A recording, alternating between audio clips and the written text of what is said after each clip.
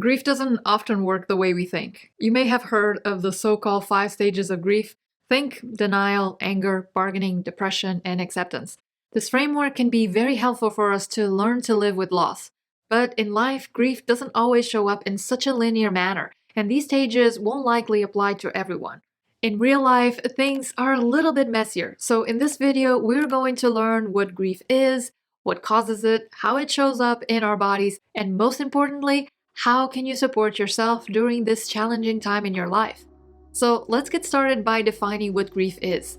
Grief is often described as overwhelming sadness and distraught, or numbness and disconnection, and it happens whenever we experience a loss by death, decision, or circumstance. This loss is not always related to other people, places, and things, and it doesn't have to be significant for everyone. Sometimes we experience the loss of ideas and dreams that never came to fruition. There's also no right or wrong way to mourn. Grief is as unique as the one experiencing it, but there are some common themes that come up when we are grieving. If the loss is unexpected, our most natural first reaction will be to deny it, because that's not our experience, and it's hard to accept our new reality, where our relationship with that person, place, or thing has changed. I say natural because even when a loss is imminent and expected, such as someone dying of old age or terminal illness, there's almost always an element of surprise, as change doesn't come naturally to us humans. The initial shock we feel is a physical manifestation of our emotional body's own disentanglement from that which we lost. Sometimes, depending on the quality of our relationships, this can feel like a relief. But it can also show up as fatigue, sadness, body aches, insomnia, isolation, and overall lack of interest in activities that once brought joy. The denial stage is our attempt to make sense of this new reality and our place in it. And the way we cope with this confusion is to default to counterfactual thinking. This is the realm of the what ifs. If only, what if, and why didn't I? The rumination over a past that can no longer be changed represents an infinite landscape of possibilities, where we can easily spiral into guilt, which in the context of grief is a way for us to assign ourselves more agency in a reality that is outside of our control. You can check out this video's description if you want to explore more on this topic. Our inability to accept what happened can also trigger anger. This is good. Anger feels good, but it ain't pretty. Anger moves us away from apathy or stagnancy and carries us into action through small dopamine hits. Anger often goes in tandem with bargaining, where we can find ourselves playing the victim, seeking revenge, trapped in more cognitive distortions like I should have, or maybe if I do this, then I don't have to experience that, falling into addictive patterns, or blaming ourselves or others for our loss. Anger plays an important role in grief because it drives us to pursue new connections. Again, change is not easy for us, so we struggle when we feel like something or someone has been taken away from us, even if we know it's coming, which is why it's crucial to recognize your stress response so you know how to manage it when you first hear about your loss. My initial response is to freeze, then I fight. More specifically, I feel the initial shock as if I am stunned. Then I feel numb. Not as in I feel nothing, but more as in I feel everything. So it's kind of like white noise. And finally, I go through a period of purge through anger as I'm trying to come to terms with my new reality until I begin to settle into it. This is how I process grief now, but it was not always the case. Before I learned to fight, my nervous system learned to fawn in the face of loss. I wasn't allowed to express sadness or anger, so I delayed my disenfranchised grief and learned that to be safe, I had to tune out my emotions until I dissociated myself from them. That disconnection led me to many dangerous patterns in my teens, and it was only in adulthood that I became aware of my controlling behaviors and chose to retrain my stress response. If you struggle to let go of your controlling behaviors, watch my video on Repair Your Sense of Safety. Understand that none of these stress responses are unhealthy coping mechanisms so long as they don't become habitual, because you can spiral into aggression, depression, dissociative disorder, and complicated grief disorder. In fact, people that have high levels of cortisol in their bodies are more prone to develop prolonged grief. Losing someone or something we care deeply about can also shake the foundations of our self-identity, and that attachment requires us to reorder our understanding of that relationship in space and time. It marks the beginning of a new chapter in our lives, and even though transitions like this can be rocky and painful, it is from them that we adapt and grow. When I moved to Australia, I grieved foods that I did not have access to. I longed for my mom's recipes. I missed hanging out with my mates. I wasn't present for birthdays, weddings, funerals. It was rough. More so when I came to the United States, because then I had to deal with migrants' depression. Yes, that's a widespread thing no one talks about amongst immigrants, refugees, and expats. The first time I went to a grocery store here, I had a panic attack because I got overwhelmed by the number of choices in the store, and I couldn't find anything that was familiar to me.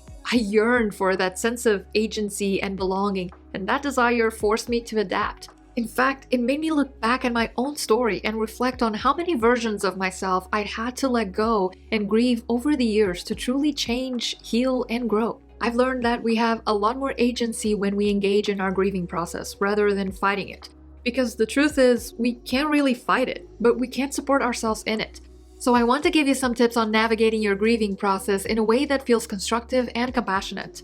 The first tip I want to share with you is to bring more grief into your life. That might sound odd, but we're constantly changing, and part of that process requires mourning aspects of ourselves that we need to let go of in order to make room for that growth. The quality of our emotions is intimately tied to the relationship we have to change and the meaning we give to it, and grief is no exception. You will feel sad when that unique and highly worn shirt finally rips. You will grieve when your favorite restaurant closes its doors. You will mourn the exercise that you can no longer do because now your body hurts. And when your best friend becomes a mom, you will long for the vacations you will never take together again. No matter what is happening in your life, change will always be a faithful companion. And you can choose to look at it as a struggle, a mistake, or a loss, or you can choose to see it as a lesson, an opportunity, and transformation. Change is inevitable for humans, so too is grief. When we attach ourselves to a version of reality, it's harder to release our grip when it changes, when it's no longer our reality. Therefore, the more we embrace our fear of changing, dying, or losing someone or something we care deeply about, the more we let ourselves feel for that loss, the more liberated we become to accept change and engage with a new chapter in our lives. So acknowledge grief in the small moments because it is constantly happening because change is happening. Don't invalidate your grief with comparisons or timetables. The most common questions you will hear from those experiencing grief is, how long will I feel like this? Will this actually get any better? Followed by, why am I not crying? I shouldn't be sad I lost my job when Adam lost his partner. Or, I don't have the right to feel upset about my situation. I'm not out there risking my life on the front lines every day. So before you go down that road, know that grief is not a competition. It's not quantifiable or objective. Our grief is proportional to our attachment to that which we lost. Yet you never know how someone else feels or how they navigate what they are going through. Neither do they about you. So take your time and mourn your way, because no one can do that for you. Just make sure to take care of yourself while doing it. When we grieve, our bodies are in a constant state of high alert, so it's very important to calibrate our nervous system to drop your cortisol levels. So go outside, move your body, and do something that intentionally soothes you. For instance, if I know that I tend to freeze after an unexpected event and then I usually move to anger, then the question I must ask myself is, how do I support myself in meeting my needs in anger? How can I be compassionate towards myself? What does compassion look like for me in this moment? How can I express my emotions skillfully? How can I help myself during this process of readjusting my relationship to whom or what I've lost? If you're someone who's challenged by grief, I recommend you to watch our video on anxiety for more tools to lower your stress levels and help you move through grief in healthier and more sustainable ways. Don't run away from your feelings. People that learn to regulate their emotions can move through grief much better. Every emotion is valid. It's not just sadness or anger, but also numbness, anxiety, and even joy. Emotions can only be overcome by moving through them. So instead of trying to get busy or numb the pain, try this instead. You can choose to take some time to approach your grief and sadness regularly, intentionally, and willingly. This is the opposite of ignoring or denying your attachment to the person, animal, or thing that you have lost. And it might look like taking 10 minutes out of your nightly routine to journal about the sadness you're feeling or about the memories that are most painful for you. Another healthy way to deal with grief is to conceptualizing as a phantom attachment. This idea goes back to the mirror work done on people who lost their limbs for various reasons. And this is a very successful therapy that tricks the brain out of pain by reflecting the working limb on the side of the limb that no longer exists. In dealing with loss beyond phantom limbs, especially if you're processing the death of someone that you lived or spent a lot of time with, is to go over your memory box of them. And these can be memories, pictures, videos, letters, or things that you have of them, and slowly, consciously, and gently disentangle yourself from them. Reflect on these objects and allow them to be permission slips for you to experience every emotion you need to release without judgment. You also don't have to get rid of everything. The idea of this exercise is to let go of the physical objects as a metaphor to help you unbraid your physical attachments to who or what is no longer in your life. You can keep one or a couple of items with you that have more significance, but be mindful not to hoard everything that reminds you of your loss, if that means refusing to adapt to a new, less physical relationship with them. And speaking of adapting to a new relationship, our last tip to process grief well is to seek social support. This can look like joining a bereavement group in your area or slowly go back to doing activities that you enjoy. The focus here is to rebuild connection with others. Grief is about learning to accept and manage our sadness around loss, not to eliminate it. Because you're not alone in this, and if you incorporate some of these tips into your life, you will begin to slowly settle into a place where you will honor those you mourn and also find new opportunities to grow. Have a good week.